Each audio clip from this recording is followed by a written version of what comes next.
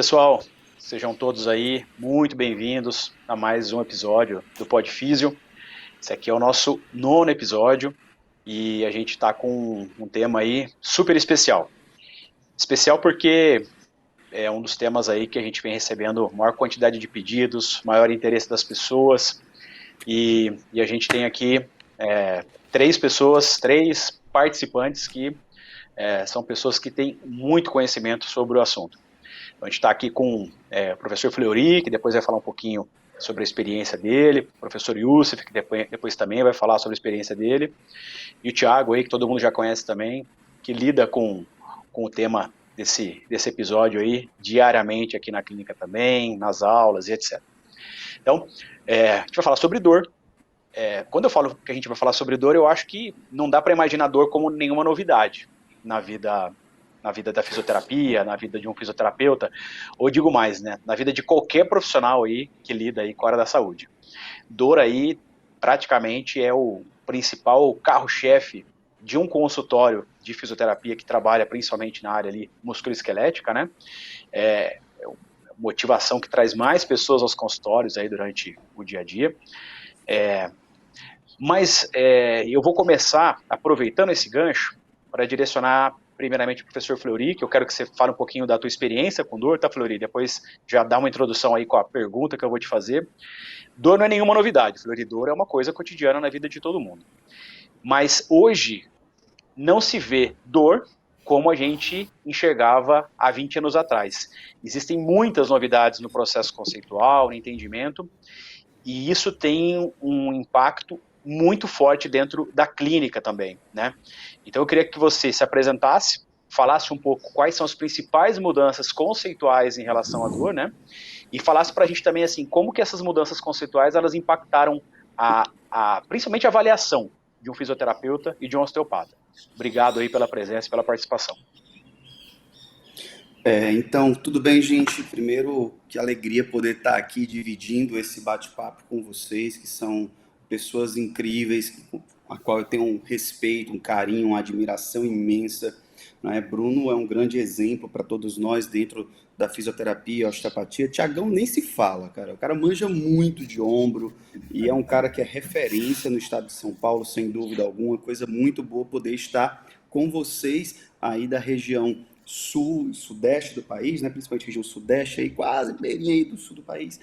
E pelo lado de cá, meu querido amigo Youssef, que manja muito também do contexto de dor, e é uma alegria muito grande poder dividir esse momento com cada um de vocês. Tá certo? De fato, Bruno, quando a gente fala sobre dor, não dá mais para a gente pensar nos modelos de dor que nós tínhamos há alguns anos atrás. E quando eu falo alguns anos atrás, na verdade, a gente não está falando de tantos anos assim, né?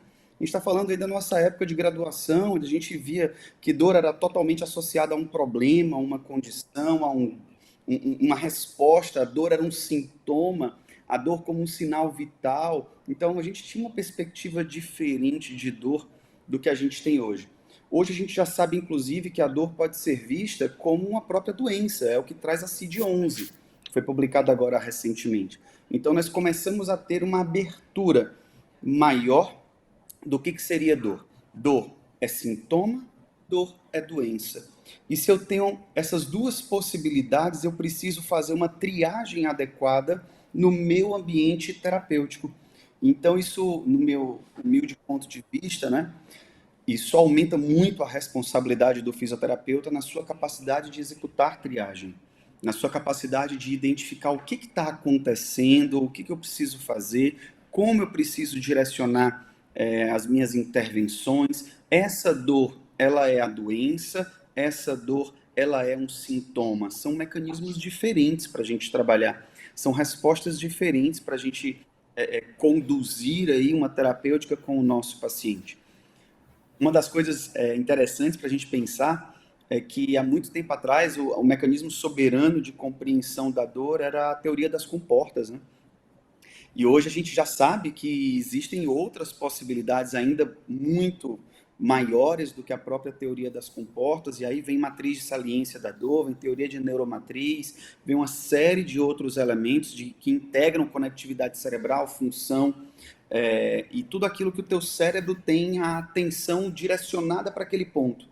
Então, vamos imaginar que há muito tempo atrás eu tinha um mecanismo de compreensão e após a década do cérebro, né, mais ou menos ali nos anos 90, isso deu um upgrade realmente muito grande e a gente tem um olhar diferente hoje. A gente tem uma característica diferente para o que seria dor.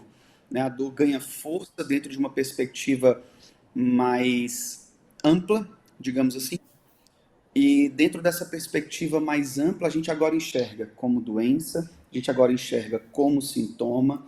Eu tenho uma teoria que tem um contexto mais clássico, né, que é uma teoria de comportas. Eu tenho uma teoria com um contexto mais recente, que é a teoria de neuromatriz, a teoria de matriz de saliência da dor, e todos esses mecanismos acabam ganhando força para a gente no dia a dia. E a gente precisa enxergar que talvez outras teorias vão surgir mais à frente e cabe a todos nós trazermos essa reflexão para o nosso dia a dia.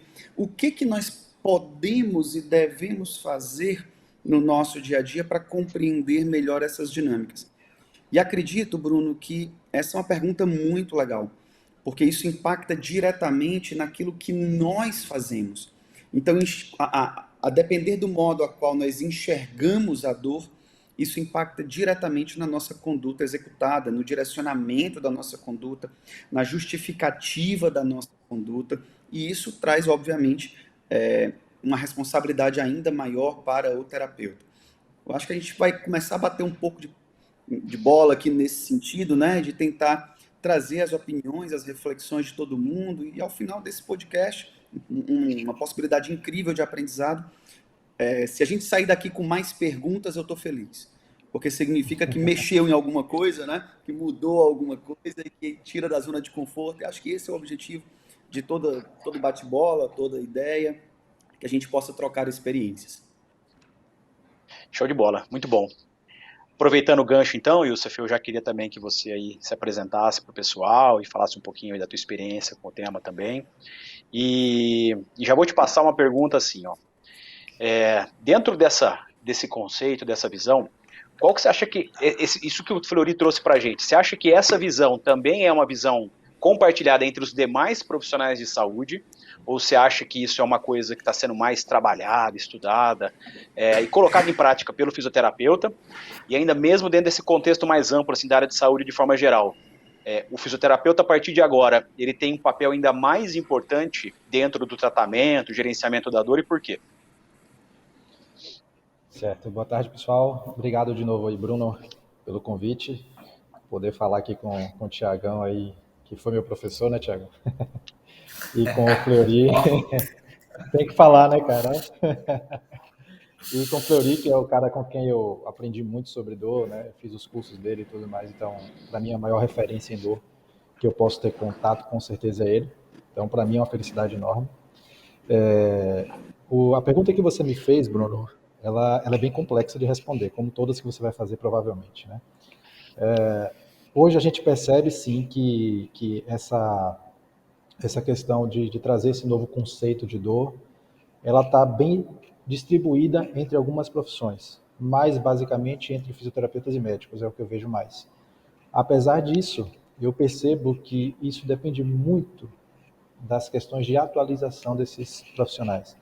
Nós temos profissionais tanto da fisioterapia quanto da medicina, onde a gente percebe profissionais mais clássicos, antigos, que talvez ainda não estejam familiarizados com essas questões, com esses conceitos, como o Fleury trouxe aí, de dor. Né?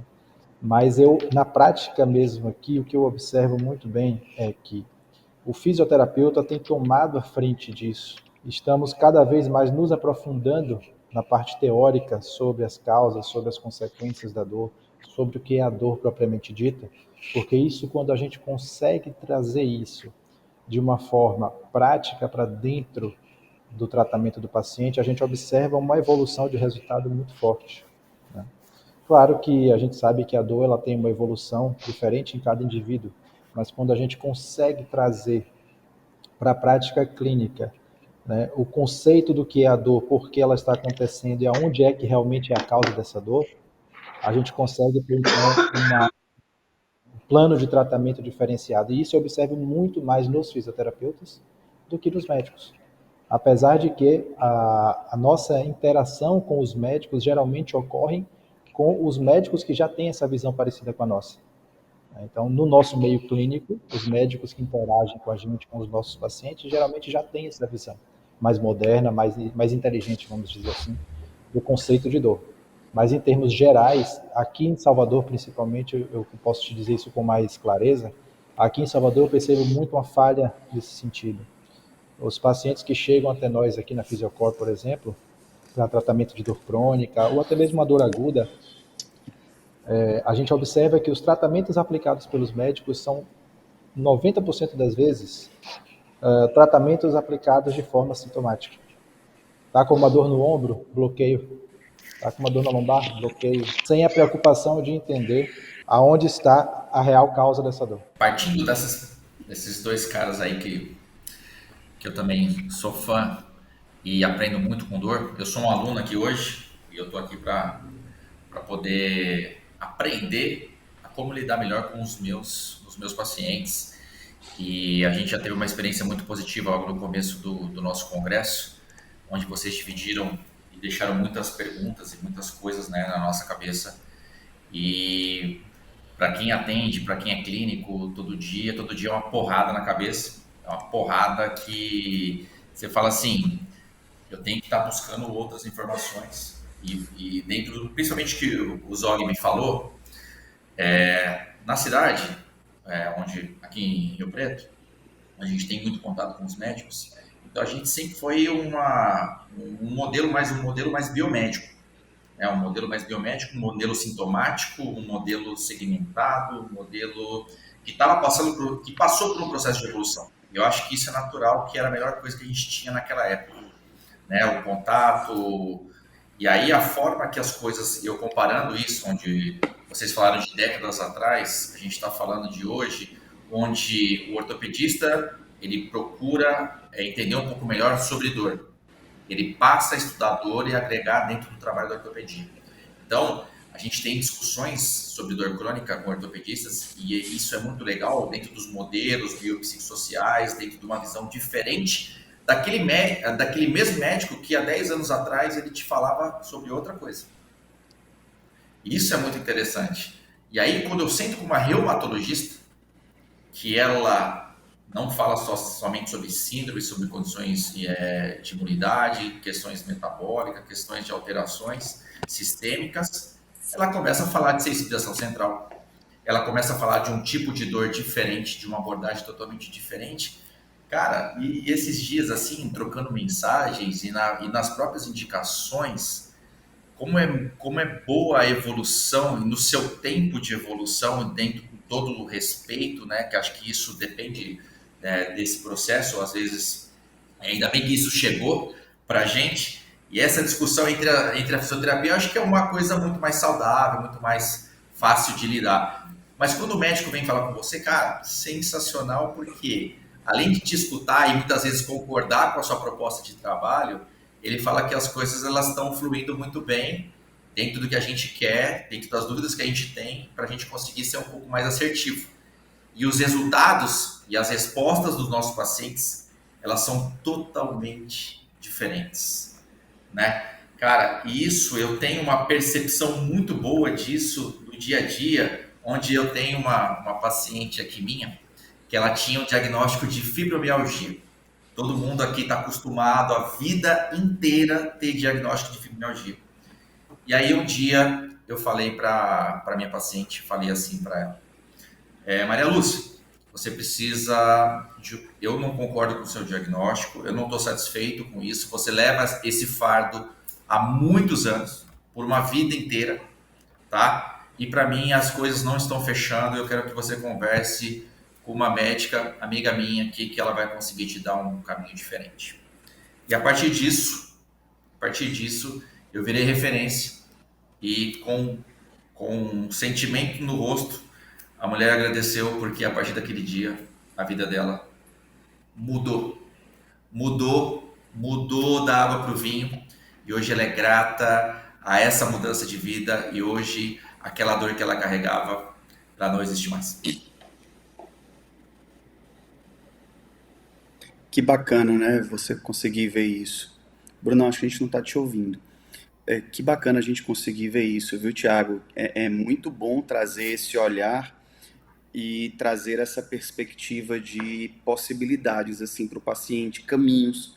É muito desafiador você fazer o que você fez, porque exige de você uma competência muito grande no contexto de avaliação dessa paciente. E, de novo, né, recai naquilo que a gente falou agora há pouco, o poder de decisão do fisioterapeuta está muito forte dentro do ambiente de consultório, principalmente na sua conduta avaliativa inicial. E muito legal poder ouvir esse feedback seu, de verdade, viu?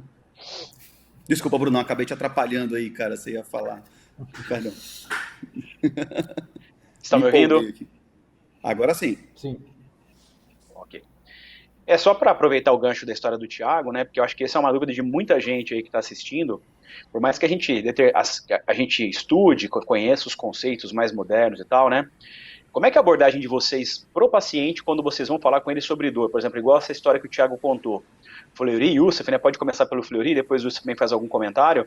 Como é que vocês abordam os pacientes de vocês? Como é que vocês explicam para eles sobre esses conceitos?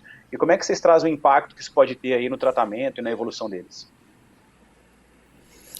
Que pergunta legal, né? Então vamos pensar aqui na seguinte situação.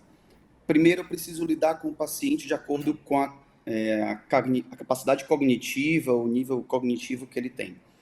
Então, se ele é um paciente que tem um baixo conhecimento cognitivo, de forma geral, vamos colocar assim, eu preciso adequar a minha linguagem a ele para que eu seja compreendido.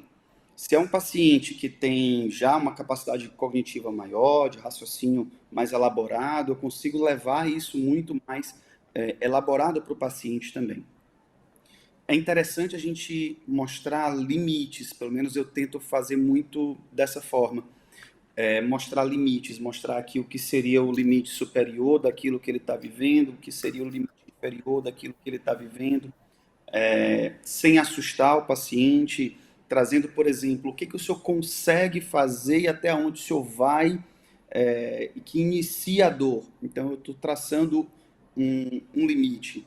Então, a partir dessas possibilidades, a gente vai enxergando o que ele consegue fazer, quais são os impactos que a dor tem no dia a dia dele, para que ele me apresente o que é importante para ele. Eu já tive paciente, por exemplo, que ela dizia assim para mim, olha, eu tenho uma dor muito intensa, mas o que me incomoda não é a intensidade da dor. O que me incomoda é não conseguir sentar no chão da sala da minha casa para brincar com meu neto. E aí você começa a ver que o que está incomodando ela, essa paciente, não é a intensidade da dor, mas o impacto que a dor tem na vida dela. Então, o meu tratamento, o meu direcionamento tem que vir para tentar encontrar estratégias para que essa paciente, além de reduzir dor, intensidade, ela possa também executar aquilo que ela precisa. E às vezes é simplesmente mudar a forma de sentar e levantar. Às vezes é simplesmente fazer uma adequação simples no dia a dia da paciente e permitir que ela consiga executar aquela função. Aquilo já traz para ela uma sensação de avanço. E você não mexeu em intensidade de dor, mas você interferiu no impacto que a dor tem na vida daquela pessoa, e isso passa por uma capacidade de observar, por uma leitura que você faz do paciente naquele momento mágico e dificílimo chamado avaliação. É muito interessante, eu tenho ouvido cada vez mais isso, eu não sei particularmente vocês, mas de pessoas que fazem avaliação escalonada em 2, 3, 4 dias até conseguir fechar uma boa avaliação do paciente. Eu tenho tentado fazer um pouco disso também. Então, o meu primeiro momento, né, muito uma triagem de bandeiras, é saber se esse paciente é para mim, se não é para mim, é saber as limitações, é encontrar ali os gaps, e no dia a dia eu vou implementando novas informações, vou buscando novas informações, novas, até que eu consiga chegar a uma condição de entender ainda melhor o meu paciente. Óbvio, a gente nunca vai entender por completo, né? Tem gente que você conhece há 30 anos, você não entende por completo. Mas o máximo que você puder entender daquela condição do paciente é interessante. Tem paciente, não sei se isso acontece com vocês, mas tem paciente que ele vai te contando fracionado as coisas, né? Ele não te conta tudo no primeiro dia. No primeiro dia ele te diz uma coisa, depois ele diz, doutor, mas eu lembrei que tem essa outra situação, e aí ele acrescenta. Então a tua avaliação deve ser contínua, a tua evolução contínua, o teu modus operandi de expor, de ensinar isso ao paciente através de educação e neurociência da dor deve ser contínuo. Não estou dizendo aqui que esse é o modelo ideal, né? Estou dizendo que é o modelo que eu uso, longe de mim dizer que esse é o ideal, mas é o modelo particularmente que eu tento utilizar e que eu sugiro. Se você me perguntar o que é que você sugere, eu vou sugerir isso, uma avaliação contínua, uma dinâmica contínua, e que isso seja parte integrante da rotina do terapeuta, para que você aproxime, minimize barreiras, aproxime o paciente, impeça ali a formação de aquele momento complicado, né, para quem atende muito as intervenções com osteopatia. O momento mais complicado do atendimento é aquele que está você executando uma técnica simples no paciente, por exemplo. Cara, esse é o pior momento, aquele momento que você está lá fazendo uma técnica que não deveria ter silêncio, por exemplo, e está lá um silêncio absurdo no consultório. E aquele é um momento que você tem único com o paciente, que você pode ali fazer educação e neurociência da dor, você pode explicar a condição, você pode fazer um monte de coisa naquele momento, e você está transformando isso em silêncio, né? E esse silêncio, às vezes, ele chega a ser prejudicial nesse ponto, porque você poderia usar aquele momento para alavancar um mundo de informações e você deixou passar. É o cavalinho selado que vai passando e você simplesmente deixou o cavalinho passar, né? Eu achei bem interessante aí o que o Fleury falou, porque ele trouxe uma barreira logo no início da fala dele, uma barreira bem complicada que a gente tem, né, na hora de conseguir lidar com o paciente com dor. E além dessa questão cognitiva, uma segunda barreira que eu tenho certeza que vocês também passam muito por aí é como lidar com as crenças desse paciente em relação à dor que ele tem.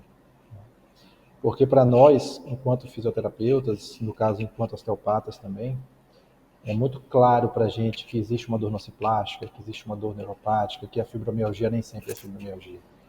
Mas para um paciente como essa sua paciente, que tem um diagnóstico, que carrega esse karma, esse fardo a vida inteira, aquilo está tão enraizado na cabeça dela, no subconsciente dela, que qualquer outra coisa que vier diferente é mentira. Não passa de uma simples hipótese. Então, junto com essa questão que o professor Fleury trouxe, na hora que a gente vai abordar o nosso paciente, por mais que a gente queira falar para ele, olha, essa dor que você está sentindo não é porque o seu tendão rompeu. Essa dor tem todo um processo XYZ do sistema nervoso central. Se ele não tiver cognição suficiente para isso, ou se ele não tiver uma crença, ou melhor, se ele já tiver uma crença enraizada que não permite a ele e a nós uma flexibilidade na conversa, isso vai inviabilizar o processo de tratamento e isso vai, obviamente, inviabilizar a melhora desse paciente. Então, por mais que a gente, eu acredito que o Fleury também faça isso, até porque eu já vi ele fazer isso, o paciente chega para nós com uma dor, a gente aplica alguns questionários. Né? A gente aplica os questionários de sensibilização central, de catastrofização, Pain Detect, para neuropática e assim por diante. E quando a gente percebe que a gente aplicou aqueles testes, aqueles questionários, aplicamos os testes secundários, somação temporal e etc., e a gente consegue fechar um diagnóstico para nós, né? Olha, eu tenho certeza que esse paciente que está aqui comigo, ele tem uma dor, assim como ele está me dizendo, mas a principal porcentagem dessa dor é uma dor nociplástica. Então, ele tem uma dor lá de sensibilização central e etc. Será que eu posso dizer isso a ele agora? Será que vale a pena eu dizer para ele, olha, essa dor que você sente não é por isso aí que você está pensando há 200 anos, né? Há 10 anos o seu médico falou isso, o seu fisioterapeuta falou isso, mas isso é mentira. Não tem como a gente chegar desta forma para o paciente. E é uma coisa, Bruno, Thiago, Fleury, que eu vejo ainda muitos dos nossos alunos, ex-alunos que ainda estão iniciando no processo, cometerem esse erro. Até porque eu cometi muito esse erro também, né? Isso é normal. Mas quando a gente passa por esses erros e a gente tem a oportunidade de trazer para os nossos alunos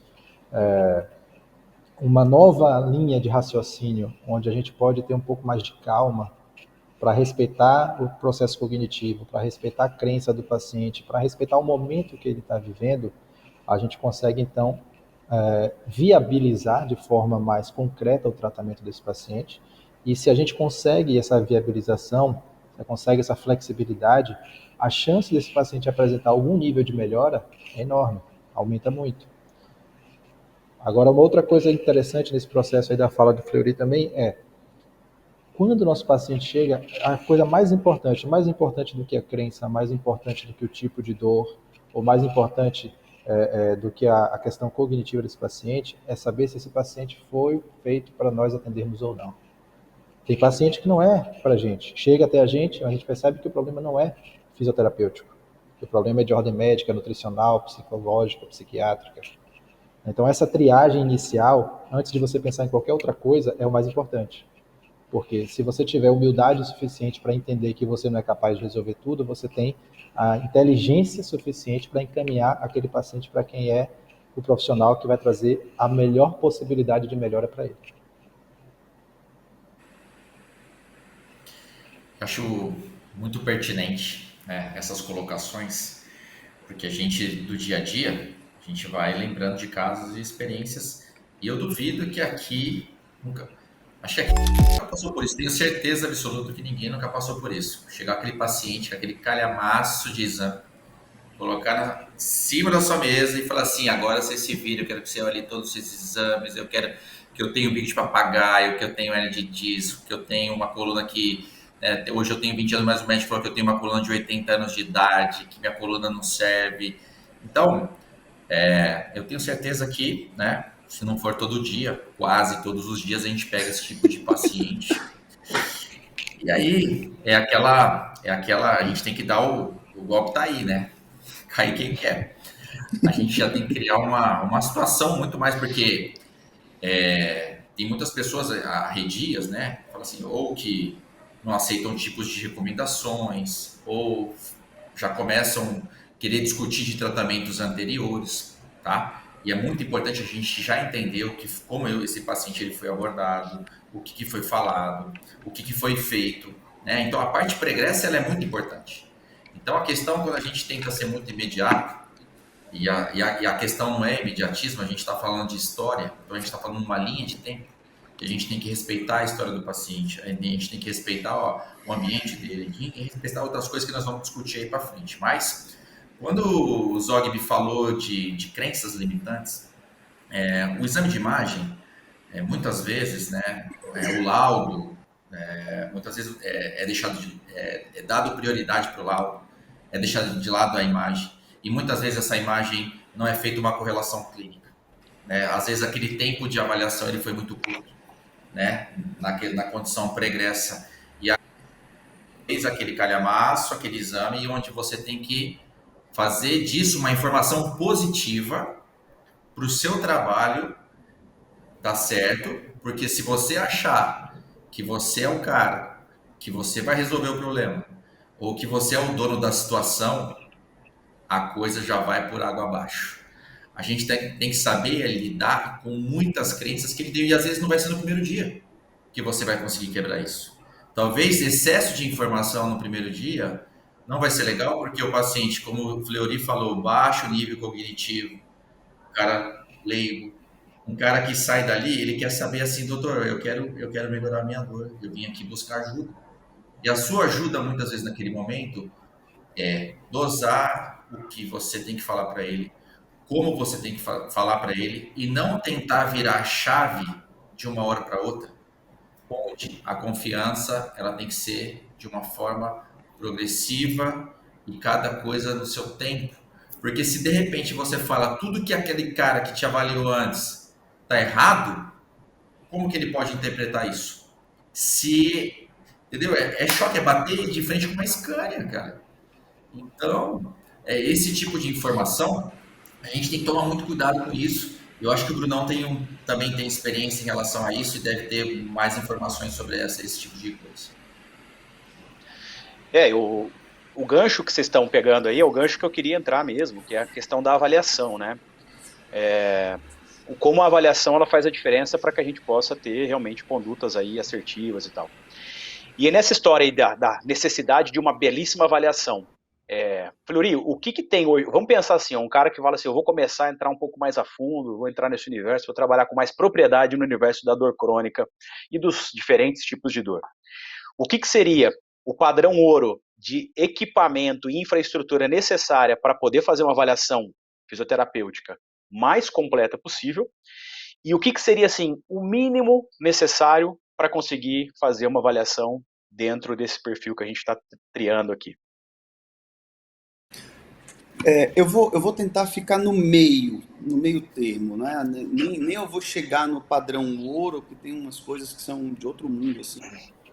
Teria talvez colocar aí algumas avaliações de ressonância magnética funcional para ver a estrutura de comunicação crânio-encefálica, mas aí é um nível muito alto, a gente não consegue muitas vezes chegar nessa realidade com o nosso paciente, né, para ver essa interação.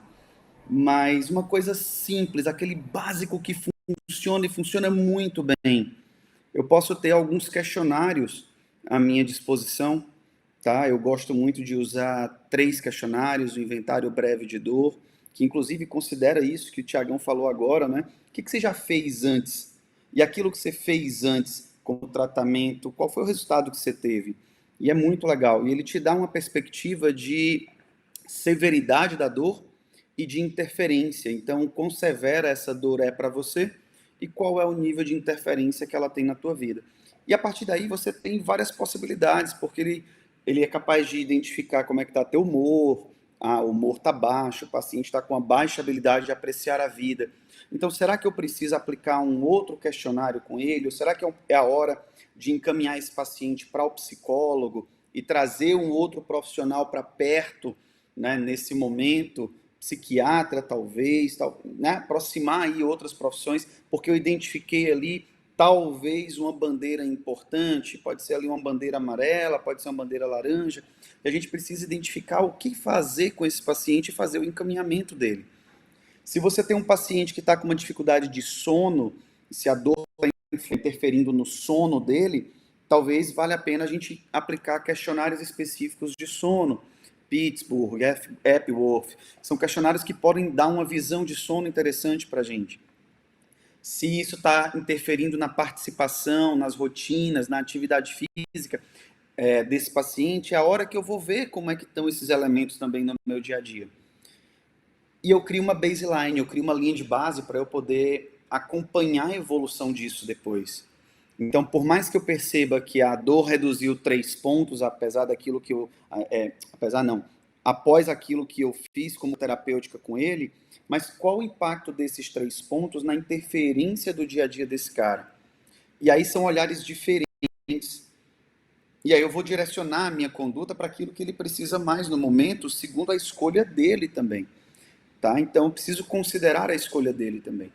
Eu posso utilizar questionários de triagem, DN4, é um questionário bacana, né, que é um questionário voltado para a identificação de dor neuropática. Eu posso fazer o Pain Detect, que é um questionário agora que foi traduzido para o português brasileiro, tá? E que a gente pode estar utilizando no dia a dia também para fazer triagem de paciente com dor neuropática. Ele tem, inclusive, uma precisão muito boa, né? Quando ele dá um resultado positivo, é 90% de chance daquele resultado ser realmente positivo. Você tem aí um questionário que é o Inventário de Sensibilização Central, que foi traduzido pelo Calmo em 2018, se eu não me engano, não sei se você lembra aí, mas acho que é 2018. E esse inventário ele tem uma característica bem interessante, porque ele traz perguntas muito gerais, e ele vem sendo amplamente discutido no mundo inteiro. Tá? Existem propostas hoje de um questionário reduzido, que seja mais enxuto e que direcione melhor as perguntas. Mas a gente ainda não tem isso disponível no Brasil. Então, o que a gente tem disponível no Brasil, até aonde eu sei, é o questionário macro, que tem 25 perguntas, tem uma parte A, uma parte B, e você pode trazer isso como um elemento importante também na sua avaliação. E esse questionário, ele não fecha o diagnóstico, tá? Ele é um questionário que te diz, olha, tem ou não tem a presença de elementos de sensibilização central. Junto a isso, eu preciso investigar no paciente. ver proporcionalidade de dor. Essa dor é proporcional, sim ou não? Esse paciente tem alodínia, tem hiperagesia? Como que estão esses fenômenos? Eles estão presentes, e aí como que eu vou investigar isso? Uma forma interessante de investigar isso é, por exemplo, através do algômetro. Então, a gente está utilizando algumas ferramentas como algometria. Você pode fazer avaliação de dor nesse paciente com algômetro e uma estrutura de tempo, alguma coisa que gere um estímulo doloroso. Pode ser simplesmente um balde com água e gelo dentro, né, uma temperatura específica, e isso vai desencadear um fenômeno doloroso e você vai acompanhando como que está a evolução desse paciente frente àquele fenômeno que você testou. Você vai verificar se esse paciente tem componentes relacionados a histórico e diagnóstico já aplicado previamente, né, definido previamente de ansiedade, depressão, algumas outras condições clínicas de ordem de saúde mental, e você vai agregar isso à rotina do seu paciente. E aí você vai somando esses pontos para conseguir fechar o contexto de dor nociplástica. Eu vou fazer só uma ressalva aqui interessante, que a dor nociplástica agora, nesse último congresso da IASP, ela vem sendo muito discutida e muito questionada, dada a nossa baixa capacidade de provar efetivamente que existe uma alteração de funcionamento, de modulação no sistema nervoso central. Então, é uma definição que ela é importante, uma definição que faz sentido em diversos casos, mas que a gente não consegue amarrar ainda algo que possa dizer, olha, de fato isso daqui existe por causa disso, disso, disso, disso. Né? Então, ela vem sendo questionada. Por hora, ela ainda é um mecanismo válido na IASP, e sim, vamos utilizar, vamos trazer para o nosso dia a dia até o momento em que a gente tenha algo para fazer ainda melhor. Né? E acho que, para fechar, eu gosto muito de, em pacientes crônicos, né, fazer uma avaliação de SNA. E essa parte, óbvio, quem sou eu para falar de SNA? Vou deixar Zogby falar disso aí, que ele dá show.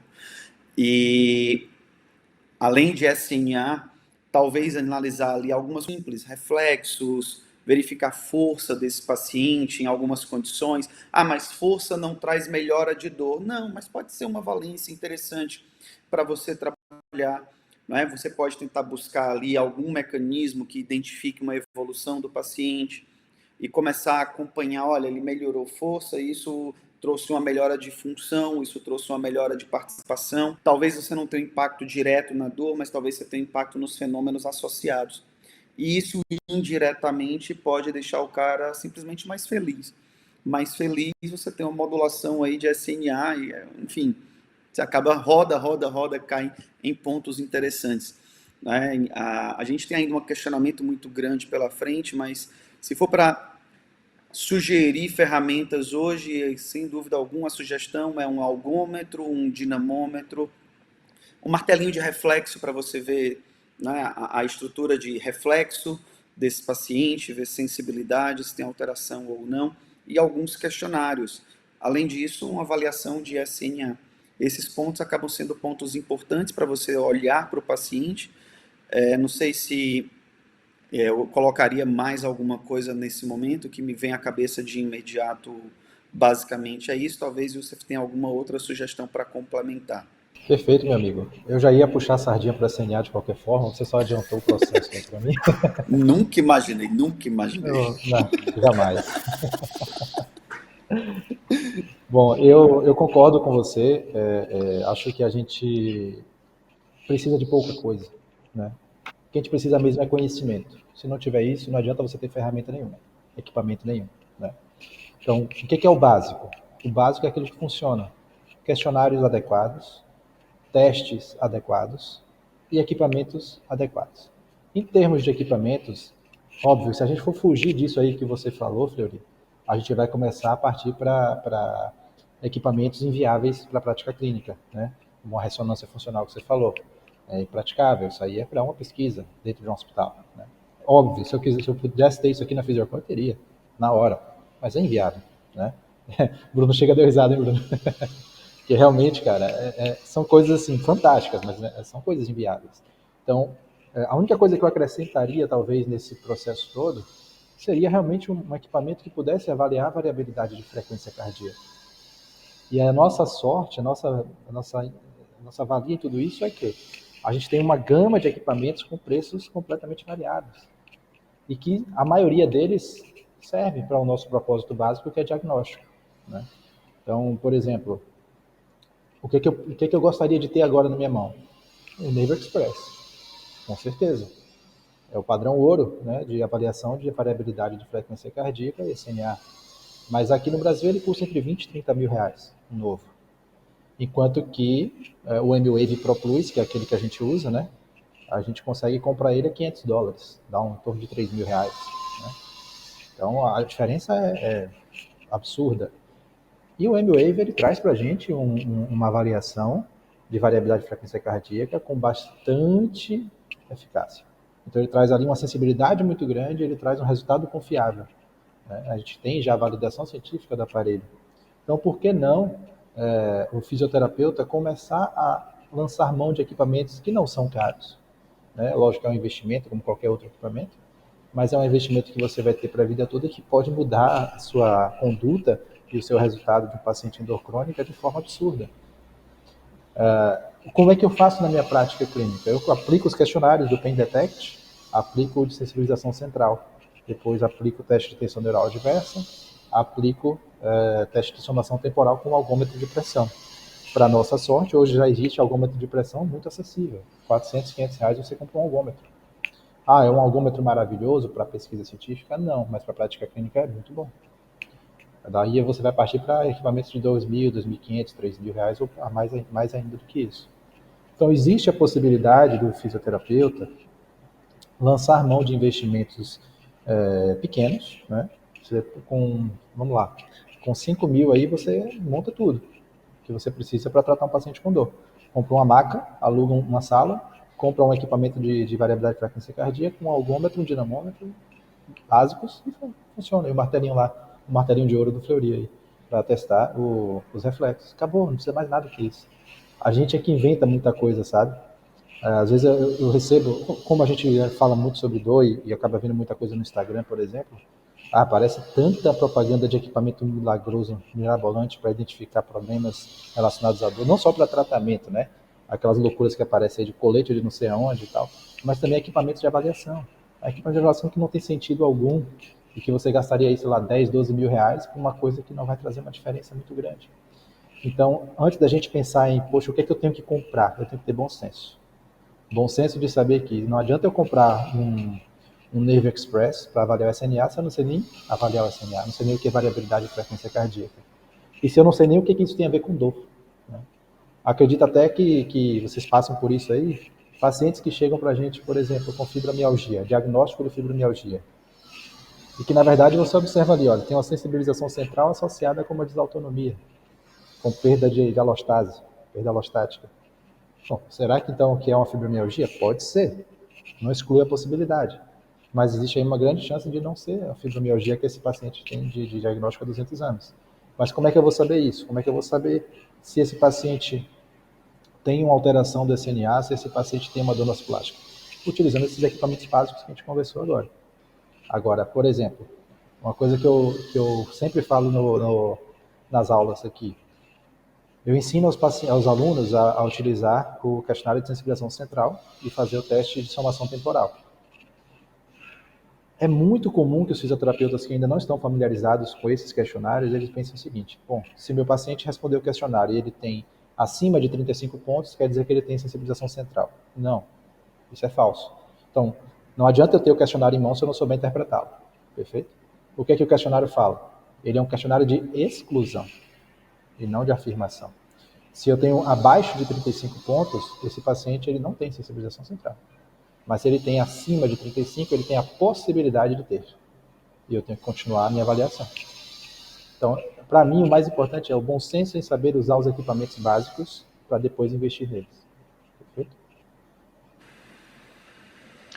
Se eu não me engano, 80% de chance, né, de ter 35 pontos. Não me lembro, amigo. Não me lembro. Então, se eu não me engano. Só uma ressalva que é muito interessante quando a gente pega um instrumento e tenta trabalhar com ele, porque não é só traduzir o instrumento, né? Não é só você pegar um instrumento que está em inglês e trazer para o português e dizer, olha, o valor é esse, porque o ponto de corte do CSI na versão em inglês é diferente do ponto de corte da versão em português. Enquanto aqui no Brasil a gente usa 35, o ponto de corte internacional em média é 40. Então você começa a olhar as características regionais, elas impactam e elas modificam alguns padrões de resposta. É muito legal trazer isso, muito legal mesmo.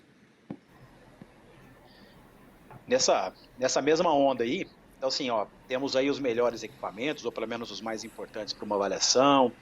E como é que é feita a integração disso com a equipe de saúde? Então assim, já falamos aí de parte cognitiva, de crença, e a gente também já discutiu que muito da crença, principalmente da crença ruim e negativa, muitas vezes, ela não é só a crença externa, não, a crença que chega da sociedade, da criação, da educação. Muitas vezes a crença, por um exemplo que o Thiago deu aí, uma crença ruim, negativa, né? Ela foi gerada pela própria equipe que está ali no cuidado com esse paciente. Na prática, como que vocês trabalham aí? Pode até começar o Thiago falando disso, mas na prática, como é que você trabalha, Thiago, o gerenciamento do problema de dor do teu paciente junto a toda a equipe que está cuidando dele? Boa pergunta, e acho que esses últimos 5 ou 10 minutos aqui foram fundamentais, né, para um passo a passo para quem estiver ouvindo esse podcast, para construir um caminho, para construir uma ideia, para conseguir ajudar os nossos pacientes a entenderem e a enxergar o mundo por uma outra janela. Isso foi sensacional. Eu estou falando de verdade aqui porque foi muito bom escutar isso de todos vocês. Top. E agora eu vou falar um pouco de cultura. Então, partindo da premissa e da pergunta do Bruno em relação a essa condição do ambiente, né, da estrutura para atender um paciente com dor crônica, a primeira coisa que a gente tem que mudar é a cultura do próprio ambiente para receber esse paciente, né? A gente tinha muito aquela cultura de falar sobre dor de uma maneira muito questionando o paciente se ele está com dor, se está com dor, se está com dor, se está com dor, querendo colocar na cabeça dele uma coisa que tentando deixar um gatilho que toda vez que ele apertar aquela campainha, que ele tomou choque uma vez, ele vai tomar choque toda vez. Então aquele gatilho, né, aquela forma de se comunicar, a forma de você conseguir educar, a primeira coisa é a cultura. Então como receber esse paciente, como que a equipe tem que estar entendendo esse processo. Então hoje, né, Brunão, hoje a gente tem algumas cartilhas espalhadas, né, locais e banners também informativos, onde o ambiente, a cultura do ambiente, ela já gira em cima de processos de informação. Então o paciente quando ele entra ali é como se ele estivesse subindo num palco, tá? E a iluminação estivesse sobre a cabeça dele e ele é a nossa referência para a gente girar em volta dele e poder fazer com que ele seja o protagonista do processo. Então ele entra ali já com uma responsabilidade de poder ser o ator principal da sua história. Então é isso que tem que acontecer, tá? Então, dentro de um processo de informação, dentro do processo de mudança de cultura, dentro de uma comunicação entre a equipe, como que a gente tem que conversar com esse paciente, como que a gente tem que dar informação para esse paciente. Esse cara fala assim, não faça isso, não suba escada, não ande, não jogue bola. Todas essas condições pré-estabelecidas, né? Isso tudo dentro de um processo de informação já entra na comunicação e do entendimento, além dessa cultura de cartilhas, de informação, de o que seja, entra também na identificação do perfil de cada paciente. Vocês falaram de depressão, né? A gente fala de escalas de RADS, de ansiedade, de depressão, a gente fala de condições mais afetivas, né? A gente fala de pacientes mais com perfil sedentário, pacientes com perfil atlético, comorbidades. Então, quando a gente senta para conversar com o paciente, a gente já começa a questionar e a entender como que é o processo dele. Igual começamos o podcast falando de uma condição do quê? Não consigo agachar para brincar com a minha neta, né? Não consigo segurar o meu filho. Eu tenho um paciente hoje com uma distrofia de deltoide, por uma lesão mais importante de plexo braquial, que o cara tem um filho para nascer. O cara, se você puder dar uma escala para ele de uma dor de 0 a 100, ele vai dar 200. Entendeu? um cara que já passou por vários tipos de serviço, eu sei que ele tem umas condições, né, prévias importantes, mas o filho do cara está para nascer, ele não consegue fazer uma elevação sustentada a 90 graus. E qual que é o propósito do cara? Erguer o braço para pentear o cabelo? Ou carregar um filho, segurar ele, o primeiro filho do cara? Então, o nosso contexto como fisioterapeuta é totalmente diferente. Então, isso é cultural. Tá? Então, isso eu vou primeiro para a linha da comunicação, o engajamento da equipe, né, as reuniões, para que a equipe entenda isso, fale sobre mais dor e sobre dor com os nossos fisioterapeutas e também com os nossos pacientes, identificação de perfil e mais, o grupo. O atendimento de pacientes com dor crônica em grupo é muito gratificante. Por quê? Aquele problema que o paciente ele chega parece do tamanho do mundo. E quando ele começa a entender e olhar pessoas e conhecer pessoas com diferentes idades e com problemas maiores que o dele, a coisa ela começa a fluir de uma maneira totalmente diferente, onde o próprio grupo ele se ajuda, a própria comunicação, o próprio ambiente de acolhimento, ele tem bastante consideração dentro desse processo, porque a gente sabe que tem pacientes, quando a gente fala de exercício, quando a gente fala de gerenciamento de recaídas, quando a gente fala de exposições gradativas, quando a gente fala de terapias fracionadas, né, quando a gente fala de evitação. Então, tudo isso entra, não vou falar dessa maneira com meus pacientes, mas tudo tem um escalonamento, né? A gente vai fazer isso de acordo com o dia a dia para preparar ele para segurar o filho, para preparar esse paciente para ele conseguir agachar com a neta e poder brincar. Então, eu acho que dentro do que vocês falaram, e dentro da construção do ambiente de um paciente que se encontra em sofrimento, e ele ter a palavra acolhimento, eu acho que aí a gente já começa de uma outra premissa, né? Eu acho que a gente consegue valorizar e dar um boom aí na nossa condição como terapeuta, que eu acho que se você me perguntasse em 2001, eu nunca me imaginei trabalhando dessa forma. E hoje eu sou muito grato e hoje eu estou aqui para melhorar o meu dia de amanhã. Mais alguém aí complementar isso? Falar um pouco também da questão dos outros profissionais, como é que é a comunicação, se vocês têm algum tipo de estratégia especial para lidar com o médico, com o psicólogo, etc. Sim, aqui eu tenho uma relação muito próxima, principalmente com a área de nutrição e psicologia dos meus pacientes, né? Eu tenho uma rede de profissionais ali onde a gente já se entende muito bem. E com alguns médicos isso já funciona muito bem. Isso funciona muito bem em pediatria em relação aos médicos, isso é impressionante. Mas em termos de dor, eu vejo aqui em Salvador pelo menos um pouco mais complicado, né? Aqui a gente tem um enraizamento da ortopedia clássica antiga muito grande. Então, por exemplo, nós aqui na Physiocor, nós temos um ortopedista que atende com a gente, que é um cirurgião de coluna, que é super aberto. Inclusive, ele já falou para mim, olha, quando tiver pronto o podcast, me avisa que eu quero assistir, sabe? Então, é um cara fantástico. Só que você vai pegar esse cara veio de Minas Gerais, né? Então, é uma outra cultura. Então, a cultura também interfere muito, não só em relação ao paciente, mas em relação à comunicação entre a equipe, né? Então, aqui em Salvador, eu percebo que eu tenho muita dificuldade de ter relacionamento interpessoal para trazer ao ortopedista ou ao reumatologista as questões do paciente com dor. Mas já com a turma da psicologia, da psiquiatria, da neurologia, os neurologistas aqui são fantásticos, e da nutrição, aqui o contato é excelente. Então, por exemplo, eu tenho dois profissionais que eu mando muito paciente, que é um psicólogo, que inclusive é o meu psicólogo, né? Já mando logo para ele, porque eu sei que o cara é bom, que se ele consegue me ajudar, ele ajuda qualquer um. Então, já mando tudo para ele. E tem um outro profissional aqui que é um nutrólogo, que trabalha com ortomolecular também, e trabalha muito com pacientes com dor. E é tão incrível isso que esses dois profissionais, eles às vezes mandam o paciente para mim e falam, olha, vai lá para ele avaliar que tipo de dor você tem, para ele fazer um exame do sistema nervoso autônomo e volta para mim.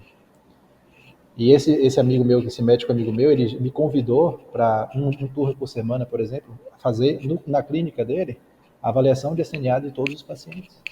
Porque ele falou, olha, se você me der essa informação, eu consigo passar uma dieta e uma fórmula para esse paciente muito mais adequada.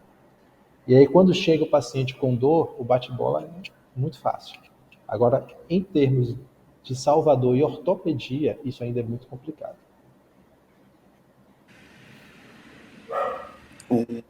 Um público que aqui Manda bala, no Fleury. Ceará, um público que aqui no Ceará a gente tem uma facilidade muito grande de conversar também ao profissional de educação física, né? Então, além de todos os profissionais que você citou, essa integração com o profissional de educação física é muito forte. E é importante que a gente possa fazer um alinhamento para entregar para o paciente o que a gente chama hoje de mensagem unificada.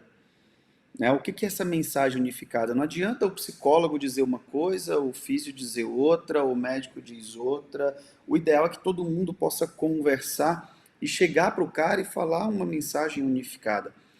Isso é uma coisa que acontece de maneira muito interessante no esporte. Então, por exemplo, quando eu atendo pacientes que são atletas aqui no estado do Ceará, uma das coisas que a gente se preocupa é que a equipe que está lidando com aquele paciente possa conversar, para que todo mundo fique na mesma página. E no dia a dia, isso seria maravilhoso se fosse uma realidade mundial, onde todo mundo pudesse conversar sobre todos os pacientes e chegar a ter a condição de mesma página em todos os pacientes. Particularmente, eu não vejo que isso é uma realidade fácil de ser aplicada, porque seria se os pacientes ficassem restritos apenas a um dado ambiente clínico.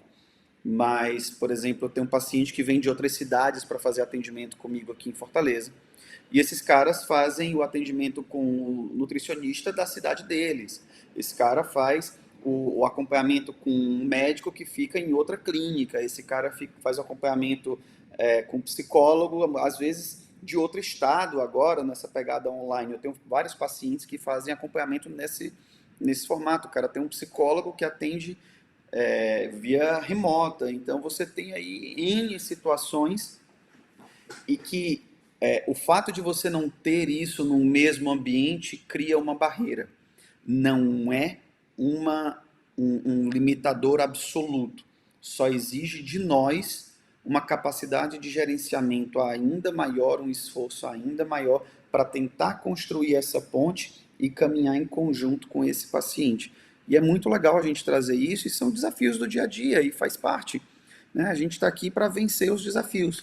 Eu acordei, e agora só um parênteses, eu acordei hoje pensando, cara, o que eu vim fazer nesse planeta, pelo amor de Deus? E a minha cabeça chegou a uma conclusão simples, eu vim trabalhar nesse negócio aqui. Então eu estou aqui para trabalhar, eu estou aqui para fazer o que eu posso fazer com qualidade, com o máximo de eficiência possível.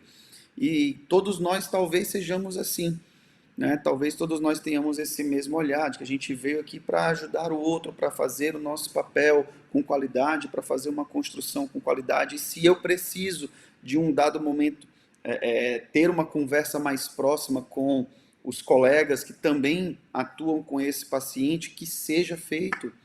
E isso vai ser importante de ser feito. Né? E que a gente saiba o momento de pedir essa visão, essa ajuda, fazer esse encaminhamento. Engraçado, eu vou acrescentar um profissional que eu tenho um acesso muito bacana aqui. Na verdade, 2 profissionais que eu tenho um acesso muito bacana aqui. São cirurgiões, principalmente tanto ortopédicos quanto cirurgiões que fazem outros tipos de intervenção. Já encaminhei vários pacientes para fazer avaliação com um cirurgião, eu não sei exatamente como chama, gente, perdão pela falha, mas para fazer avaliação de vesícula e eventual remoção de vesícula, cirurgião gástrico, acredito. E aí ele vai fazer outras investigações. E um outro profissional que eu tenho trabalhado muito aqui é com endócrino também. E isso tem trazido uma perspectiva muito legal. Recebi um paciente há algum tempo atrás com uma condição endócrina importante. Eu precisei fazer o encaminhamento desse paciente e trocar ideia com o profissional. Olha, eu identifiquei isso, mas eu só consigo chegar até aqui. Então eu preciso agora do seu olhar. E aí é muito legal a gente, né, ter a humildade mesmo de dizer, cara, eu não sei tudo, isso aqui não é minha competência, eu preciso encaminhar, eu preciso saber, e a gente precisa encontrar uma forma de ajudar esse paciente junto, de entregar uma mensagem única, de conversar, de evitar. Tem até um artigo muito legal que fala sobre isso. Ele traz 8 passos para você para você trabalhar com atletas, ele é focado em atletas. E um desses passos é essa questão da mensagem unificada, que é muito forte. Um outro passo que também é muito legal é você tentar entregar mensagens positivas para esse cara, né? E evitar aí a ideia do nocebo, evitar aí a ideia do pelo amor de Deus, tua coluna está acabada com esse exame aqui, né? Tentar equilibrar a função e dar uma condição real para o paciente, né?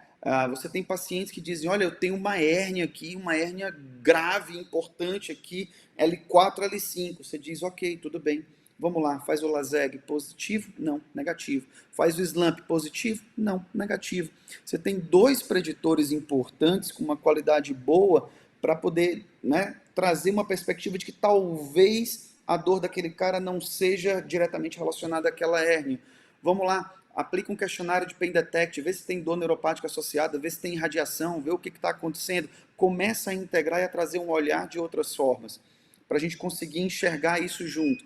E às vezes eu preciso da minha competência, eu preciso da competência do outro colega e por aí vai. Mas a gente precisa ter a visão de trabalhar junto. E o trabalhar junto é não ultrapassar os nossos limites, mas reconhecer a existência deles. Eu acho que esse é um olhar muito legal e a gente precisa ter isso muito claro no nosso dia a dia. Boa. Ô, Fleury, eu vou aproveitar você aqui de novo para puxar um outro gancho. Então, assim, ó, quando a gente vai falar com toda essa gama de profissionais, né, a gente não vai só falar assim, ó, eu aqui, professor Fleury, tô te falando isso, isso, isso. A gente sempre está trazendo para esses caras aí referências também que sustentam, né, que dão autoridade, que dão credibilidade naquilo que a gente está pontuando. Tem muita coisa sobre dor hoje, tem muitos estudos interessantes, tem muitos autores assim respeitadíssimos que têm textos incríveis, né, publicações incríveis sobre tudo isso. Então, se a gente pudesse separar e vamos lá, 3 ou 4 principais referências nesse sentido da comunicação com colegas, que eu poderia dar como base, assim, ó, eu estou falando isso para você com base principalmente nessas referências aqui. Quais você acha que seriam as mais importantes, assim, as principais, para poder tentar pensar um pouco mais nessa unificação de informação e principalmente na credibilidade daquilo que está sendo dito? Cara, não tem como falar de dor no Brasil sem citar Felipe Reis, Josimar de Santana, sem citar Juliana Barcelos, que trabalha muito com educação em dor. Não tem como falar de dor no Brasil sem citar Ney Mesiá, Ana Maria Siriani. São pessoas que desbravam dentro da fisioterapia essa perspectiva de dor há bastante tempo e precisam ter o seu material entendido, né, ter o seu material bem trabalhado. E aí você tem outros nomes, condições específicas. A professora Débora, especificamente de cefaleia, migrânia, condições de DTM. Você tem o próprio Léo, que fala muito sobre dor lombar. Você tem o Ney Mesiá, que trabalha muito a questão de rotinas com CFT. Você tem vários nomes assim incríveis. Se eu não me engano, a orientadora de UCEF é uma pessoa incrível também na linha de dor, né, que trabalha com epidemiologia e que tem uma perspectiva muito legal. E são nomes nacionais fortes nesse manejo. Se a gente pensar em nomes internacionais, aí você vai pensar em Chris Mal, aí você vai pensar em Ionis, não sei se pronuncia assim, gente. Desculpa, mas realmente eu não sei. Você vai pensar em Kathleen Sluka, que é a única fisioterapeuta do mundo que fez parte da definição revisada de dor da IASP de 2020. Não tem como você não pensar em dor e não trazer um olhar para essas pessoas, dentre tantos outros, né? Então é legal trazer essas perspectivas, é legal enxergar isso, é legal estudar sobre esse tema e aproximar isso do nosso dia a dia, porque, né, eu nunca recebi um paciente na clínica que chegou para mim com a seguinte queixa: olha, que eu tenho uma redução de dorsoflexão do meu tornozelo de 7,5 graus, e eu vim lhe procurar por conta dessa. Eu nunca recebi um paciente desse. Mas o que eu já recebi de paciente que diz assim: olha, eu tenho dor no tornozelo quando eu faço um movimento tal. Então eu preciso entender que dor é parte de um contexto desse paciente e trazer esse olhar, e isso é super importante, né, no nosso dia a dia, no nosso manejo. Talvez o Youssef conheça mais gente também que pode complementar aí nessas perspectivas, né? Tem uma referência aí que você esqueceu de citar realmente, cara. Dr. Francisco Fleury Júnior. Esse aí é o concurso, é lógico, Eu sou um claro. aprendiz, eu sou um aprendiz. Tem que puxar seu saco aqui, né, cara? Não tem jeito, né? Não, eu acho Ô, realmente Yusuf, que você citou as referências certas. Oi, pode falar. eu vou pingar uma outra bola aqui para você, principalmente relacionado ao trabalho, assim. Vamos imaginar, então, na prática de intervenção mesmo. Quais são as principais oportunidades que um paciente pode ter, o paciente com dor pode ter quando ele faz uma sessão de osteopatia, e quais as diferenças disso para um trabalho de fisioterapia, pegando qualquer outro tipo de possibilidade de ação de fisioterapia mesmo, né? Aonde que a osteopatia ela realmente traz um melhor trabalho ou uma perspectiva para esse paciente com dor, e aonde que a fisioterapia normal, assim, a fisioterapia geral agrega nisso também. Ótimo. A primeira coisa é que são dois pontos indissociáveis, né? Não tem como você tratar o paciente só com uma coisa, isso é fato. A diferença básica para a gente consegue observar é que com os conhecimentos osteopáticos, numa consulta de osteopatia, você tem um poder de diagnóstico muito grande. Então eu sempre friso isso nas minhas aulas, que o mais importante, o mais difícil para você ser um bom osteopata é saber diagnosticar. Isso é 90% do seu tratamento. Então eu percebo que quando os meus pacientes eles me buscam a minha ajuda, né, em termos de osteopatia para dor, o que eles estão procurando é uma solução para os problemas deles. E o que você tem que dar não é a solução para o problema dele, é uma explicação do que está acontecendo. E aí você tem algumas ferramentas, como a gente já citou, de avaliação, e a gente cai então num processo onde nós com a osteopatia temos a oportunidade de aplicar algumas técnicas que têm um poder de correção de atividade ortossimpática, neurológica muito grande. Então, essa parte de você ter uma gama de técnicas que tem um poder de atuar sobre questões neurológicas de forma muito intensa, talvez seja a principal ferramenta que a osteopatia vai entregar de forma positiva para quem tem dor. Só que aí você parte, se você pegar todos os guidelines e pegar a maioria dos artigos que falam sobre dor crônica, você não vai encontrar um artigo que fale que o exercício físico não seja essencial, né? O exercício físico hoje é o padrão ouro de tratamento para uma dor crônica. Então, o osteopata ele não é um profissional que, via de regra, trabalha com exercício. Apesar de que hoje isso já vem mudando muito. Mas o fisioterapeuta, né, a gente como fisioterapeuta de formação básica, porque antes de osteopata nós somos fisioterapeutas, não podemos esquecer disso jamais. A gente tem que priorizar o movimento ativo daquele paciente. Então, a principal diferença para mim está em como você interage com o paciente, quais técnicas você pode aplicar, sendo que as duas se complementam. Então, eu posso, ao mesmo tempo, eu vou dar um exemplo clássico aqui de uma paciente que eu tive há uns 4, 5 anos atrás. 40 e poucos anos, jovem, uma dor crônica absurda, de não sei quantos anos, eu não vou me lembrar agora, com problemas psicoemocionais terríveis, né, com teste de questionário de sensibilização central positivo, teste de somação temporal positivo, ou seja, já indicando uma dor plástica ali provavelmente presente. E a gente entrou com o trabalho de educação em dor associado à osteopatia. Por que eu não entrei com exercício diretamente? Eu tentei, mas ela não suportou. Eu tentei com ela, caminha 10 minutos por dia. Ela tinha um disparo de dor muito grande. Caminha 5 minutos por dia, disparo de dor muito grande. Então o que eu fiz? Eu dessensibilizei um pouco o corpo dela, para que ela pudesse suportar 5 minutos de caminhada dentro d'água, para depois evoluir, como ela faz hoje, musculação e pilates. Então, a osteopatia, na minha humilde opinião, entra nesse primeiro processo. Às vezes o que o paciente precisa ali é um tratamento relativamente passivo, onde ele seja o sujeito a ser cuidado, para que o corpo dele então tenha depois disso a capacidade de reagir diante dos estímulos que a gente vai dar com a fisioterapia, que vão ser basicamente relacionados a exercício e movimento ativo. Perfeito? Para mim a diferença está justamente como você vai interpelar o seu paciente, como você vai agir sobre o seu paciente. Cada um vai ter o seu momento. Às vezes o paciente nem precisa da osteopatia. Ele chega para você observa, faz toda a triagem, toda a avaliação e observa que o que ele precisa é movimento, você já encaminha direto para o setor de reabilitação. É muito comum isso acontecer, inclusive. Da mesma forma que aqui na clínica, por exemplo, chegam pacientes que vão procurar reabilitação. A fisioterapeuta lá, a Ed, ela avalia, ela é osteopata também, mas ela já avalia lá na reabilitação e fala, não, ó, você precisa de osteopatia também. Procura lá a Youssef, procura o Pablo, procura, enfim, qualquer pessoa que possa te ajudar nesse processo. É isso aí. Ô, Thiago, como é que faz para juntar tudo? Pode. Vai lá. Posso só complementar uma coisa que você falou, que foi muito legal? Ele falou sobre a nossa capacidade de entender isso e identificar para onde aquele paciente vai naquele momento. Isso é uma coisa muito importante para a gente, e importante saber que em alguns momentos o paciente pode regredir. Aquele paciente pode estar em uma condição linear, ele está reduzindo, ele está reduzindo, ele está reduzindo, ele está reduzindo. Em algum momento, aquela dor que vinha reduzindo pode subir. E na hora que ela sobe, tá, no meio do processo terapêutico,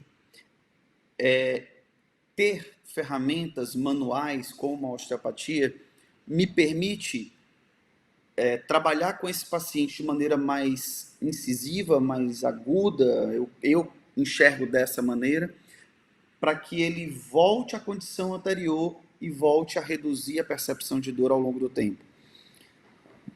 A gente controla esses processos com as intervenções osteopáticas, não só pela capacidade da osteopatia de interferir na perspectiva de intensidade de dor, mas também pela nossa capacidade de ter algumas ferramentas que conseguem, através do toque terapêutico principalmente, reduzir o nível de estresse desse paciente. A gente já tem vários estudos mostrando isso. Reduzir padrões de hiperexcitabilidade de SNA, e aí você começa a reduzir de novo a rotina desse paciente. O próprio Felipe Reis trouxe um estudo de intervenções manipulativas, que na hora que você manipula a torácica de um paciente, você provoca ali um estímulo provavelmente vagal, com um aumento, um pico imediato de estímulo de SNA parasimpático. Então, na hora que eu trago um pico parasimpático, eu automaticamente melhoro um pouco mais a tolerância de alguns estímulos desse paciente e consigo intervir através de técnicas manuais em padrões de captura de informação do meu ambiente, né, que é o que o SNA faz. O SNA captura muitas informações do ambiente. E aí eu começo a reduzir a ameaça, reduzir uma série de percepções, reduzir hiperatividade de amígdala cerebral, e isso faz com que eu fique um pouco mais tranquilo, um pouco mais calmo, um pouco menos responsivo aos estímulos externos e retorne à minha condição de redução de dor. Então, eu gosto muito de utilizar essa perspectiva que você colocou dentro de um olhar multimodal, né, de trazer uma intervenção conjunta com esse paciente, principalmente nos primeiros atendimentos, né, e aí a osteopatia vai espaçando e eu aumento a dose de exercício desse paciente com o time, e na hora que eu vou fazendo isso, automaticamente eu tenho uma melhora sustentável para esse paciente, sem perder algum acompanhamento na fase mais inicial, que é uma fase onde ele precisa mais desse padrão de intervenção, até para fazer controle de exposição, né, do quanto eu estou expondo esse paciente, qual é a carga, ou qual é a dose de exercício, ou o que ele tolera, ou o que ele não tolera. Exercício é fundamental na dinâmica de qualquer paciente com dor crônica, assim como algumas intervenções manuais, assim como algumas intervenções de educação em dor.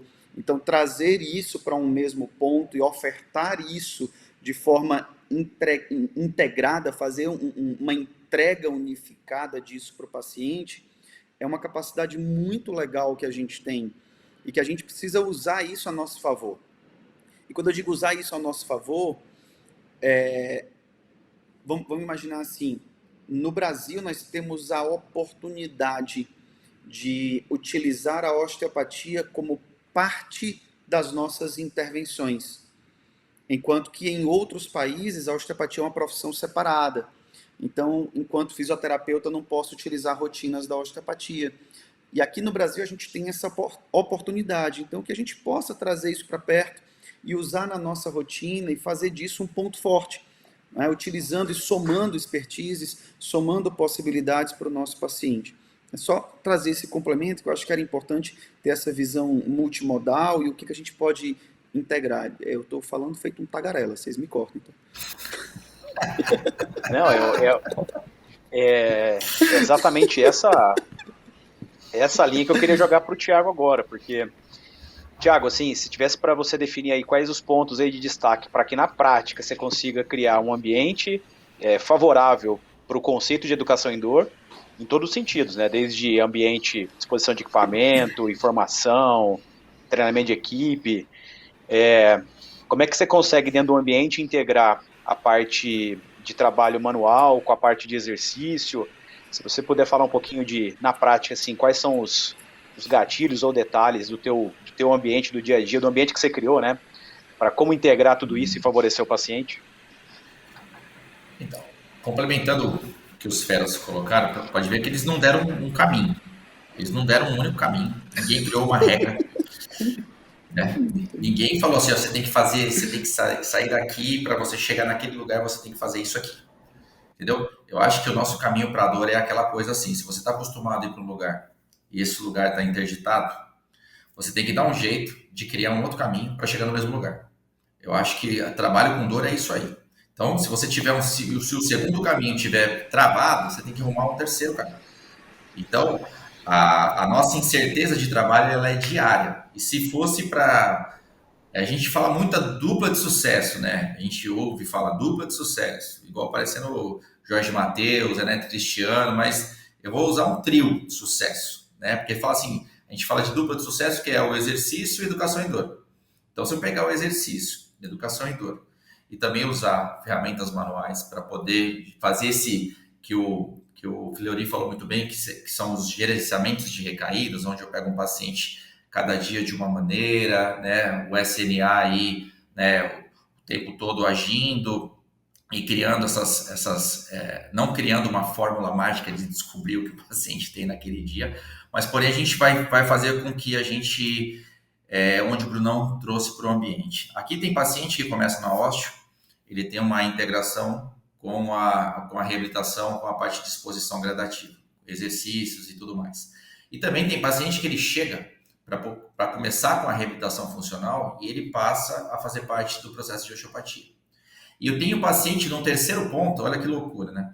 E tem um paciente que no terceiro ponto é um paciente que está dentro do ambiente de uma clínica onde ele recebe todos os tratamentos de acordo com a forma que ele chega. E esse tratamento é a abordagem de uma equipe, um trabalho em grupo, que eu falei lá atrás sobre a dinâmica em grupo, onde a gente olha esse paciente de vários pontos, de várias maneiras para poder fazer a abordagem. O que eu vou fazer com ele naquele dia é o que ele vai me mostrar, é o como que ele vai chegar. Se eu vou aplicar uma técnica torácica, igual o Fleury falou, se eu vou colocar ele uma exposição gradativa de um determinado exercício, né? Se eu vou usar da minha informação para ele conseguir fazer, se eu vou fracionar o tipo de trabalho dele. Eu falo assim, eu sou muito privilegiado porque eu sou livre para trabalhar do jeito que eu tenho que fazer para aquele cara sair de lá melhor do que ele entrou. Não estou falando de dor, eu estou falando de confiança. Eu estou falando de outro propósito, que ele saia de lá querendo construir uma vida melhor para ele e acabou. Porque se passar a dor dele naquele dia, ele não volta, ele vai fazer cada vez menos, ele não vai entender o processo, ele não vai entender o porquê que ele está assim, ele não vai saber como ele ficou assim, ele não vai criar perspectiva futura nenhuma.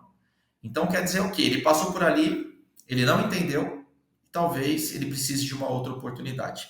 Então o que eu estou falando assim, filosofando um pouco mais, mas o uso da ferramenta manual, o uso de crochetagem, o uso do toque manual, o uso de ferramenta de exercício, o uso de exposição gradativa, né? Acho que isso tudo faz parte do conjunto. E se a gente tem esse tipo de ferramenta, com uma cabeça, estou falando de mim, tá, o Fleury, não de você. E que eu tenho uma cabeça um pouco mais assim aberta para entender esse processo de entendimento de dor crônica. Eu acho que a resposta é criar um caminho, todo dia um caminho diferente para poder conduzir a sua conduta com os seus pacientes. Bruno, não sei se respondi, se você quiser complementar com alguma coisa. Não, eu acho que era exatamente isso, assim, né? Como que Acho que o Flori deu esse exemplo muito bem, né? A oportunidade que a gente tem é de poder integrar conceitos, valores, e aí é claro que a nossa chance de acertar, obviamente, ela se torna muito maior.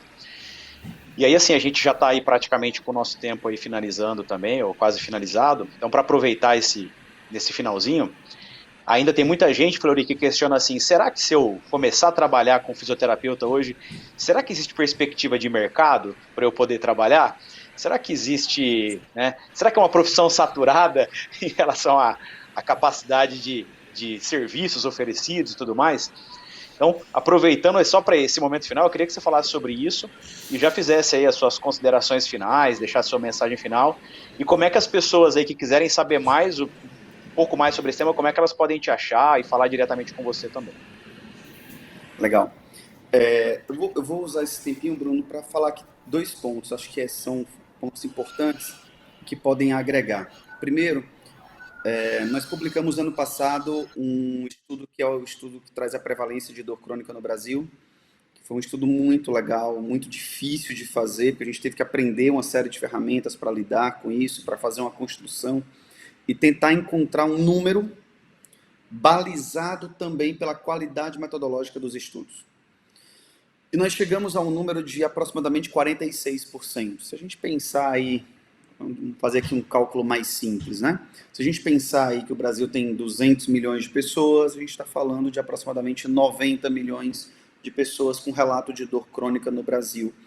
Isso sem dados da região norte e com vários estados que a gente simplesmente está às cegas. A gente não sabe o que a gente tem de prevalência de dor crônica nesses estados. O meu estado do Ceará é um deles. Né? A gente simplesmente não sabe qual a prevalência de dor crônica no estado do Ceará.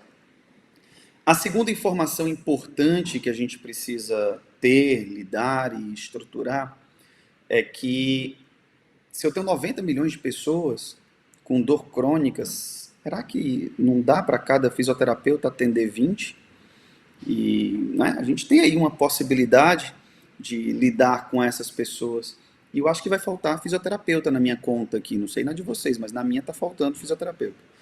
Se a gente parar para pensar que nem todo fisioterapeuta vai trabalhar com dor crônica, tem aquele cara que vai para respiratória, o que obviamente não é o meu caso. Eu não sei mais muita coisa de UTI, né? Talvez onde fica a porta, mas se a gente parar para pensar, você tem expertises, você tem direcionamentos específicos. Então, você tem aquele cara que vai lidar com desenvolvimento em pediatria, você tem aquele cara que vai lidar com saúde da mulher, você tem aquele cara que vai lidar com respiratória, aquela pessoa que vai trabalhar com neuro, mas que não necessariamente todos eles estão ligados com dor crônica. Você tem aquele cara que vai estar ligado com dor crônica e talvez não seja o percentual adequado ainda de profissionais. E aí é onde a gente precisa enxergar melhor o nosso potencial terapêutico, nosso potencial como profissional, a nossa capacidade de intervenção ela ainda é muito ampla e a gente precisa usar isso a nosso favor. Eu vou chamar a atenção para outro ponto. Né? Nós fizemos ano passado o nosso pós-doc na USP e uma das coisas que a gente avaliou foi autoeficácia para gerenciamento de dor. E foi um estudo muito interessante, muito bacana. Mais uma vez, eu deixo aqui a minha gratidão a você, Tiagão, por todo o apoio, a você, Bruno, por todo o apoio, a todo o time da Ebrafim, que ajudou nessa coleta diretamente aí com a gente em São Paulo, né? A todo mundo que ajudou aqui também em Fortaleza, no estado do Ceará, que foram os 2 comparativos que a gente fez. Para ter uma ideia, será que os nossos estados são tão diferentes assim? Porque na hora que você pega o Vigitel, que é um estudo epidemiológico de vigilância e faz um acompanhamento, você tem características muito diferentes da população. Mas, de uma maneira geral, nós não temos uma característica tão diferente assim. Então, nós vamos ter pessoas com alta capacidade de enfrentamento de dor nos 2 estados. Nós vamos ter pessoas com baixa capacidade de enfrentamento de dor nos 2 estados. Essa pessoa que tem alta capacidade de enfrentamento de dor, né, que tem uma crença de capacidade maior, que legal que ela tem isso. Essa pessoa talvez seja aquela que vai direto para o exercício e que tem uma resposta super bacana no exercício. Mas talvez aquela que tem uma baixa crença de capacidade de dor seja aquela pessoa que vai ter um resultado muito melhor ingressando a sua proposta terapêutica com osteopatia, por exemplo. E aí eu tenho caminhos diferentes. E se eu só conheço o caminho A, eu só tenho o A para ofertar, eu não tenho o caminho B para ofertar. E aí é onde tem a nossa caixinha de ferramentas, a nossa capacidade de lidar com isso. Se você quer propor exercício, que massa, que legal, é favorável, funciona, tem uma dinâmica legal, e você pode propor isso para o seu paciente, e deve, inclusive, para paciente com dor crônica. Mas se em algum momento esse cara precisar de flare-up, entrar em um flare-up, precisar de técnicas manipulativas, precisar de técnicas de controle de dor que te favoreçam essa perspectiva, você tem nas técnicas manuais uma chance muito boa de lidar com esse paciente também. Então, usa as duas coisas a seu favor, tá? Amplia a tua capacidade diagnóstica, amplia a tua capacidade terapêutica, amplia a tua capacidade de intervenção, de cuidado com esse paciente. É muito legal ouvir isso, é muito legal trazer isso para o teu dia a dia, tá? Esses 2 estudos estão à disposição, né, de quem quiser, é uma revista gratuita, de acesso livre, que é o Brazilian Journal of Pain, e se eu puder ajudar em mais alguma coisa, eu vou estar sempre à disposição de todos vocês, @drfleuryjr no Instagram, e vai ser uma alegria muito grande poder tirar dúvidas, dividir visões. Nada do que a gente falou aqui é uma lei ou um processo fechado. A nossa vida é uma construção, então a gente tem que estar construindo e reconstruindo o tempo inteiro. E a gente está aqui para isso, né? Para ajudar vocês a reconstruir aquilo que for necessário, aquilo que for possível. E, bom, basicamente acho que é isso. Deixar aqui o meu agradecimento a você, Brunão, a você, Thiago, 2 pessoas incríveis que ajudam a gente a construir um país melhor, ao meu parceiro Youssef, porque eu tenho um respeito, carinho, admiração imensa, muito bom poder aqui trocar essa ideia com vocês e ouvi-los e colocar pontos de vista para a gente poder crescer junto e aprender junto, beleza? Grande abraço aí para todo mundo, obrigado pela oportunidade de estar aqui conversando com vocês. Eu que agradeço, Fleury, mais uma vez aí. Realmente não é nem só um podcast, é um podcast com aula. Então é bom porque ele agrega, além de agregar histórias, agrega referências, informações, isso é muito legal. Youssef, suas considerações finais, algum destaque que você queira fazer e como que as pessoas podem também te achar para poder seguir com essa conversa, tirar dúvida, etc. Perfeito. Em primeiro lugar, eu quero agradecer a você e ao Thiago. Toda vez que vocês me convidam para participar, seja de um podcast, seja de alguma outra coisa, sempre com alguma referência profissional muito grande para mim. E graças a Deus, na maioria das vezes, essas referências são pessoas que são minhas amigas, meus amigos pessoais, né? Então, o Fleury é um cara que eu admiro muito, aprendo muito com ele até hoje. Enfim, toda vez que a gente conversa com o Fleury é uma aula, né? Então, é impressionante isso. O que eu queria deixar aqui como mensagem final é que aquelas pessoas que estão assistindo a gente agora e que estão começando na área, tenham um pouco de paciência, tenham calma, tenham bom senso, porque é muito comum, isso aconteceu comigo e eu acredito que com a maioria das pessoas acontece, a gente quer, por uma ânsia enorme, melhorar aquele paciente a todo custo, né? É uma questão de ego muito grande em relação a isso. Então, procurem ter paciência, calma, se capacitem antes de tentar qualquer coisa diferente, né? Não caiam naquela mesma conversa de manter um protocolo de tratamento, como o Thiago mesmo falou, a dor não tem um caminho só a ser seguido. Às vezes você quer seguir um caminho, mas ele está lá interditado, você tem que seguir por outro. Às vezes não tem outro, você cria. Então tenham paciência, se capacitem, façam cursos, não pensem em comprar equipamentos sem antes aprender a usá-los, não pensem em aplicar questionários sem saber interpretá-los, não queiram saber diagnosticar uma dor sem saber o conceito básico do que é a dor, de qual é o conceito básico hoje, moderno, da IASP, por exemplo, da SBED. Abusem da SBED, a Sociedade Brasileira de Estudo da Dor. É uma sociedade de referência, né, onde você vai encontrar tudo sobre dor. Existe o site do Pesquisa em Dor, do grupo lá do Felipe Reis, né, o PED, pesquisaemdor.com.br, onde você tem uma infinidade de ferramentas de educação em dor gratuitas para você usar, mas só use se você aprender a usar primeiro, né? Então, a minha mensagem é essa: tenham paciência, tenham calma, ajudem o seu paciente não como um paciente, mas como uma pessoa que está ali pedindo socorro a você. Tem aquele velho ditado, né? O paciente é o amor de alguém. Então você está ali cuidando não só de uma pessoa com dor, mas de uma pessoa que está pedindo socorro a você. Quem quiser falar comigo, é só mexer lá no Instagram, colocar @dr.youssefzogby. Agora, como escreve Youssef Zogby, vocês se viram aí. Não é tão fácil assim, mas dá para me achar lá, beleza? Obrigado a todos aí, valeu. Valeu, obrigado também. Muito bom. Você, Fleury é uma referência, mas você também é uma grande referência para trabalho de dor. É muito conhecimento, realmente, é uma base super importante para entender todos os processos. Tiagão, você fala suas mensagens finais aí, não só para quem está ouvindo fisioterapeuta e colegas aí, mas para os pacientes também, que a gente tem um público aí bem legal também de pessoas que não são do ramo e estão ouvindo esse papo nosso aí, estão comentando, enfim. Dá uma mensagem para todo mundo aí, para toda essa galera.